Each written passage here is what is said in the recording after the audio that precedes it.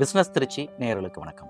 இன்று பொதுவாக ஒருத்தருடைய வாழ்நாள் கனவு என்னவாக இருக்கும்? ஒரு நல்ல வேலையில் உட்கார்றது அப்படிங்கிறத தாண்டி அவர்களுடைய ஒரு வாழ்நாள் கனவு அப்படிங்கிறது எலி விலையானாலும் ஒரு தனி விலையாகணும் அப்படிங்கிற விதத்தில் ஒரு தனி வீடு அமையணும் அப்படிங்கிறது தான் நிச்சயம் அவர்களுடைய ஒரு வாழ்நாள் கனவாக இருக்கும். அப்போ இது போல் ஒரு கனவு இல்லத்தை நம்ம உருவாக்கணும் அப்படின்னா அந்த கனவு இல்லத்தை எழுப்புவதற்காக நம்ம வாங்கக்கூடிய அந்த வீட்டு மனை அப்படிங்கிறது எந்த ஒரு வில்லங்கமும் இல்லாத ஒரு இடமாக அமையணும். இன்னைக்கு தங்கத்துல முதலீடு செய்யறது அப்படிங்கிறத காட்டிலும் இது போன்ற நிலங்கள்ல முதலீடு செய்யறது அப்படிங்கிறது தான் ஒரு பாதுகாப்பான ஒரு முதலீடாகவும் கருதப்படுது. அப்ப எதிர்கால பாதுகாப்புக்காக ஒரு முதலீடாக ஒரு வீட்டு மனையை நம்ம வாங்குறோம் அப்படின்னு சொன்னாலும் சரி, அல்லது நம்மளுடைய வாழ்நாள் கனவு பூர்த்தி செய்வதற்காக நாம் அந்த வீட்டு மனையை வாங்குறோம் அப்படின்னாலும் சரி, அதுல என்னென்ன சிக்கல்கள் இருக்கு, அதை எல்லாத்தையும் எப்படி சரி செய்து அந்த வீட்டு மனையை நம்ம வாங்குறதுங்கிறத குறித்த விவரங்களை பேசலாம். பல்சுவை வார இதழாக வியாழந்தோறும் வெளியாகிறது உங்கள் அங்குசம் செய்தி. ஆண்டு சந்தா வெறும் 500 மட்டும்தான். 9488420225 எண்ணுக்கு ஜிபே போன்பே மூலமாகவோ சந்தா செலுத்தலாம். முதல் விஷயம், அந்த இடம் தொடர்பான உரிமை ஆவணங்கள்.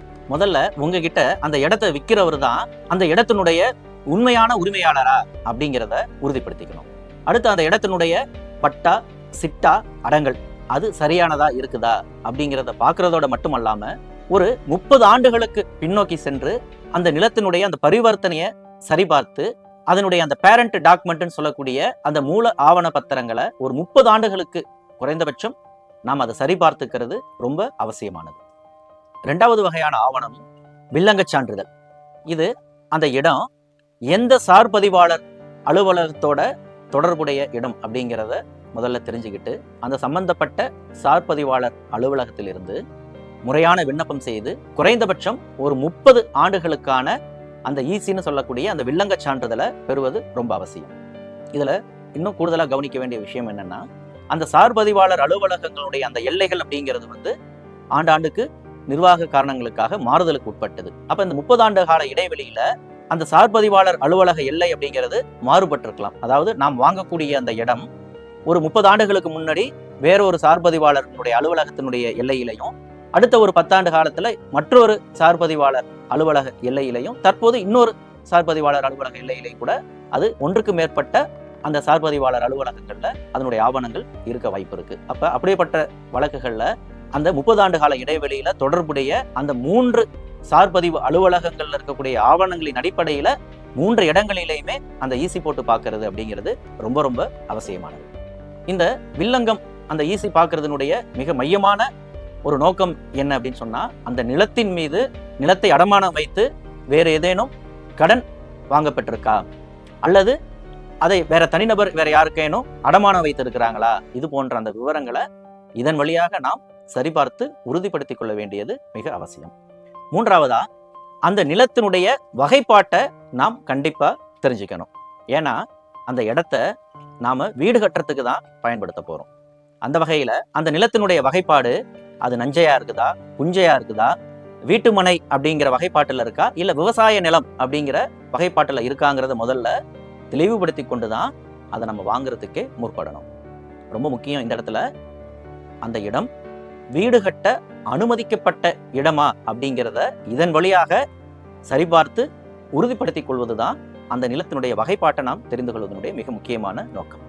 ஒரு இடத்த நம்ம ஒரு வீட்டு மனையாகவே நேரடியா ஒரு ப்ரொமோட்டர்ஸ் சேர்ந்து ஒரு பிளாட்டாவே நம்ம வாங்குறோம் அப்படின்னு சொன்னா, அந்த பிளாட் அப்படிங்கிறது டிடிசிபி, சிஎம்டிஏ, ரெரா, எல்பிஏ இது போன்ற அந்த அங்கீகார அமைப்புகளினுடைய அந்த இடங்களுக்கு ஏற்ப அந்த அங்கீகார அமைப்புகளினுடைய அந்த அங்கீகாரத்தை பெறப்பட்ட வீட்டு மனையாக அது இருக்குதா அப்படிங்கிறத உறுதிப்படுத்திக்கிறது ரொம்ப அவசியம்.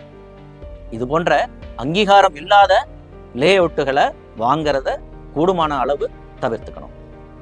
அடுத்தது 5வது விஷயமா, அந்த இடத்தினுடைய அளவீடுகள் சரியாக இருக்கா அப்படிங்கிறத நாம் சரிபார்க்கணும்.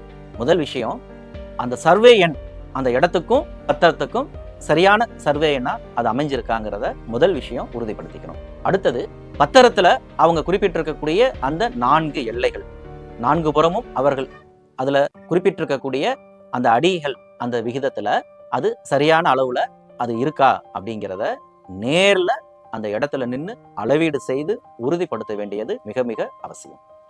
அடுத்து 6வது விஷயமா, அந்த இடத்த நம்ம எங்க வாங்கினாலும் சரி, ரோட்டோரத்துல வாங்கினாலும் சரி, அல்லது கொஞ்சம் ஊருக்கு உள்ள ஒதுக்குப்புறமான இடங்கள்ல நம்ம வாங்கினாலும் சரி, அந்த மனை இடம் எங்க அமைஞ்சிருக்குதோ அதற்கான அந்த பாதை வசதி இருக்காங்கிறத நாம உறுதிப்படுத்திக்கணும். லேஅவுட் போடுறவங்க லேஅவுட் போட்டுட்டு நம்மளை வண்டியில கூட்டிட்டு போவாங்க. ரோடு இருக்கும், அது மண் ரோடா கூட இருக்கலாம், சில இடங்கள்ல தார் ரோடு கூட இருக்கலாம். தார் ரோடு அவங்க பிரைவேட்டா போட்டிருக்காங்கிறதுனாலயே அது அங்கீகரிக்கப்பட்ட ஒரு தார் ரோடாக, சாலையாக அது நிச்சயம் இருக்கணுங்கிற வாய்ப்பு கிடையாது, அவசியம் கிடையாது. அந்த வகையில எதிர்காலத்துல அந்த சாலை வசதி அப்படிங்கிறது, அந்த பொதுப்பாதை அப்படிங்கிறது சிக்கலுக்குரியதாக மாறிவிடாத அளவுக்கு அந்த பொதுப்பாதை அப்படிங்கிறது சரியான முறையில இருக்காங்கிறத நாம உறுதிப்படுத்திக்கணும். ஏன்னா யாருடைய ஒரு நிலமோ, விவசாய நிலமோ அல்லது பிளாட்டோ இருக்கலாம், அதை அவர்கள் உரிமை கோராமலேயே அவர்களுடைய சந்ததியினர்கள் அதை விட்டிருந்திருக்கலாம், அல்லது அரசினுடைய ஒரு புறம்போக்கு இடமாக அது இருக்கலாம். அதை அந்த பிளாட்டு போடக்கூடிய ப்ரொமோட்டர்ஸோ அல்லது அதை பயன்பாட்டில் இருக்கக்கூடிய அந்த தனிநபர்களோ அதை ஒரு பொது பாதையாக பயன்படுத்திட்டு வந்திருக்கலாம். ஏன்னா அதுக்கு யாரும் ஆட்சேபனை தெரிவிக்க போவதில்லை அப்படிங்கிற விதத்துல அது நீண்ட காலமாக பயன்பாட்டில் இருந்துட்டு இருக்கு அப்படிங்கிறதுனாலயே அது சட்டப்பூர்வமான பொது பாதையாக ஆகிவிட முடியாது. அப்ப அந்த வகையில அந்தந்த ஊராட்சியால அர்ப்பணிக்கப்பட்ட பொதுப்பாதையாக அது அமைந்திருக்காங்கிறத உறுதிப்படுத்திக் கொள்வது ரொம்ப அவசியம். ஏன்னா எதிர்காலத்தில் அதனுடைய வாரிசுதாரர்கள் இது என்னுடைய இடம், என்னுடைய சொந்த இடத்துல நீ எப்படி குறுக்க நீ போவ அப்படின்னு சொல்லிட்டு வேலி போட்டு தடுத்துட்டாங்கன்னா அப்புறம் உங்களுடைய பிளாட்டுக்கு நீங்க எப்படி போவீங்க அப்படிங்கிற ஒரு சிக்கல் வரக்கூடும். இதை நம்ம உறுதிப்படுத்திக்கிறது ரொம்ப அவசியம். அடுத்தது, ஒரு ஏற்கனவே கட்டுமானம் நிறைவடைந்த நிலையில இருக்கக்கூடிய ஒரு வீட்டை வாங்குறோம், அல்லது ஏற்கனவே ஒருத்தர் புதிதாக கட்டி வேறு காரணங்களால அவர் மாறி போகக்கூடிய சூழ்நிலையில அந்த வீட்டை நம்ம வாங்குறோம். அது போன்ற நேர்வுகள்ல அந்த வீட்டுல ஏதேனும் வரி நிலுவை, மின் இணைப்பு இதெல்லாம் சரியான முறையில இருக்காங்கிறத உறுதிப்படுத்திக்கிறது ரொம்ப அவசியம். அந்த வீட்டுக்கு கட்ட வேண்டிய சொத்து வரி நிலுவை இருக்குதா, மின் கட்டணம் செலுத்துறதுல ஏதேனும் நிலுவை இருக்கிறதா, தண்ணி வரி கரெக்டா கட்டியிருக்காங்களா, அதுல வேற ஏதாவது சிக்கல் வில்லங்கம் இருக்காங்கிறத உறுதிப்படுத்திக்கிறது அவசியம்.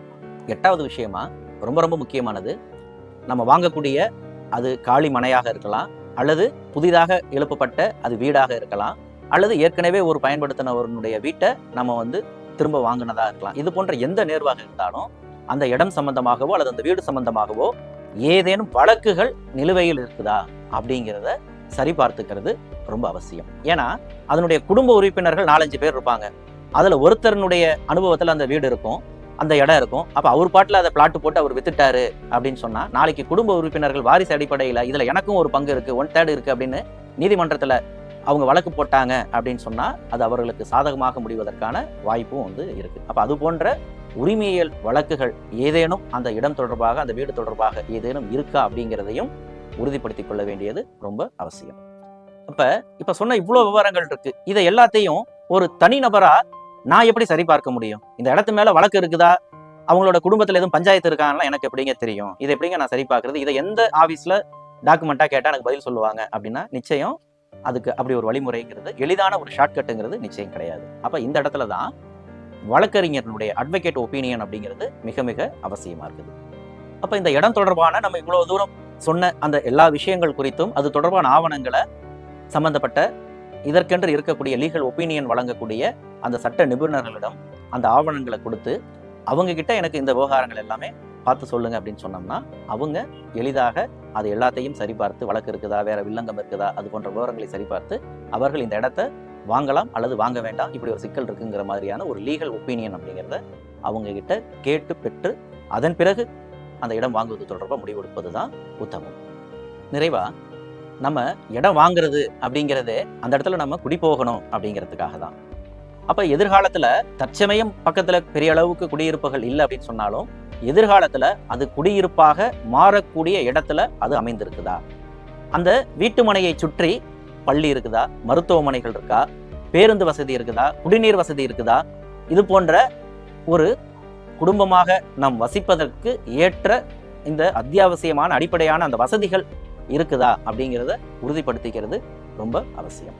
இதற்கு அடுத்துதான் எதிர்காலத்துல இந்த ஏரியா டெவலப் ஆகிறதுக்கான வாய்ப்பு இருக்குதாங்கிறத அதை நம்ம கடைசி ஆப்ஷனா வச்சுக்கலாம். ஆனா அதையும் நாம சேர்த்தே பரிசீலிக்கிறது தான் நல்லது.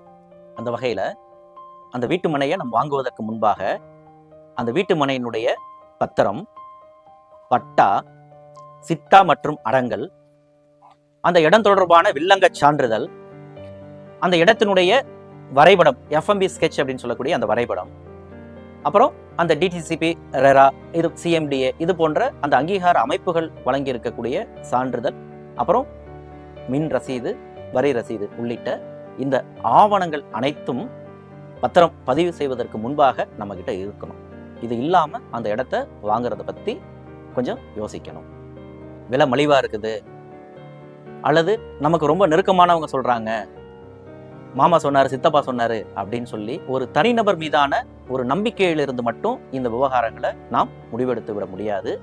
இப்ப நம்ம சொன்ன இந்த ஆவணங்கள் இந்த வகையில நாம இதை பரிசீலிக்காம நம்ம இதுல ஒரு முடிவை எடுத்துட கூடாது. இன்று எடுக்கக்கூடிய இந்த சரியான முடிவு தான் நாளைக்கு நம்மளை பாதுகாக்கக்கூடிய ஒரு பாதுகாப்பான ஒரு முதலீடாக இருக்க போவது மட்டுமல்லாம நம்மளுடைய அந்த வாழ்நாள் கனவுல எந்த சிக்கலும் இல்லாம நிம்மதியான ஒரு வாழ்வை தொடர்வதற்கு இதெல்லாம் அடிப்படையான விஷயங்களா அமைஞ்சிருக்கு. எக்ஸல் குரூப்ஸ், மாறு மாற்று, மக்களுக்கான நேர்மையான சமூக பணி என்றும் தொடரும். Excel groups, Muruganandam.